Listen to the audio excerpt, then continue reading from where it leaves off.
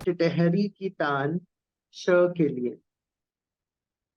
हमारे शरीर गुड़ की डली होंगे, इच्छाओं की चींटियों की लंबी कतारें सेंध लगा देंगी हम पर।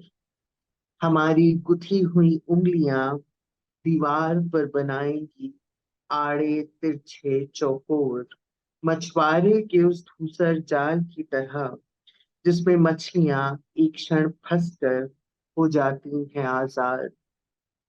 पैर गड्डमड्ड होंगे घड़ी की सुइयों जैसे, छाती के घुंघराले बालों से बन जाएंगे ढेरों नक्षत्र। तुम्हारी जीभ का स्वाद जैसे किसी ने मेरे मुंह में निचोड़ दिया हो मधुमक्खी का छत्ता। जब तुम मुझ में होंगे, बाहर हवा का मध्यम झोंका एक सिद्ध हस्त वादक की तरह झनझना देगा गुलमोहर की टहनियां।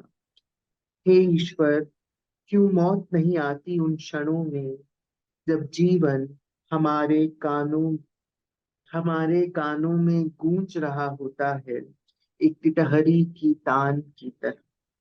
शुक्रिया। ये दूसरी कविता थी, टिटहरी की तान। क्या बात है। और किस किस तरीके के फ्लेवर्स पर आप कविताएं लिखते हैं किंशुक जी? मैं मुख्यतः प्रेम कविता लिखता हूँ। कहानियां भी लगभग प्रेम की लिखता हूँ। अ, हाँ, अभी तीसरी कविता सुनाऊंगा तो शायद थोड़ा सा आपका क्या रुझान बदल जाए। मुझे लगता है कि एक कवि को कभी पता नहीं होता कि वो क्या लिखेगा अगला, क्योंकि घटनाएं होती हैं हमारे आसपास और वो इंसान को, कवि को, लेखक को इस तरह से उद्वेलित करती हैं कि फिर वो कलम उठाता है और वो उद्वेलन कहाँ से आएगा वो जान पाना मुश्किल है।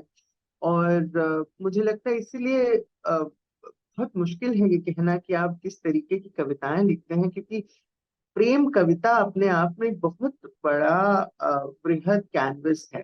प्रेम बहुत तरीके का हो सकता है, प्रेम कविताएं बहुत तरीके की हो सकती हैं। लेकिन हाँ, अगर एक चीज पूछी जाए कि मैं क्या लिखता हूँ, तो हाँ, मैं कहूंगा कि मैं प्रेम कविता लिखता हूँ। प्रेम कविता लिखते हैं आप, आपने कहा। और आपने ये भी कहा कि तीसरी जो मैं कविता सुनाऊंगा आपको, आपका रुझान बदल जाएगा। मेरा तो दिमाग सबसे उस तरफ है कि कौन सी ऐसी कविता आने वाली है जो रुझान को बदल देगी। किंशुक जी बिल्कुल। सुनाए, रुझान बदल देने वाली कविता सुनाए आप।